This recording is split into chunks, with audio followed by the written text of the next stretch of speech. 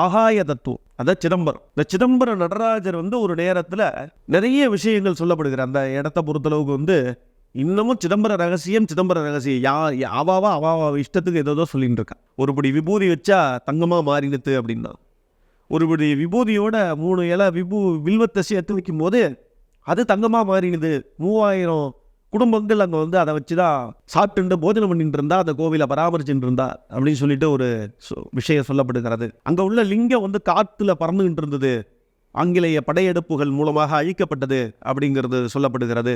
இன்னைய வரைக்கும் வெள்ளக்காரன் முதற்கொண்டு விஞ்ஞானம் முதற்கொண்டு நம்மளை கண்டு பிரமிப்பாகிறான். இப்படியாகப்பட்ட ஒரு விஷயம் அப்படிங்கிறது சிதம்பரத்தை பொறுத்தளவுக்கு உன்னுடைய ஆகாச தத்துவம், உன்னுடைய இந்த பறந்து விரிந்த உலகத்தில் உன்னுடைய ஞானம் அப்படிங்கிறது கிடைக்கப்பெறணும் அப்படின்றக்க அதுக்கு சிதம்பரம் தில்லை நடராஜ பெருமான் அவரை தரிசனம் பண்ணோம் அப்படின்னாக்க அணுவை அணுவாக எப்படி செய்வது அப்படிங்கிற நுண்ணறிவு அப்படிங்கிறது அங்கே கிடைக்கும். இதனால மற்றவன்டேருந்து நீ தனித்துவமாக அறியப்படுவாய்.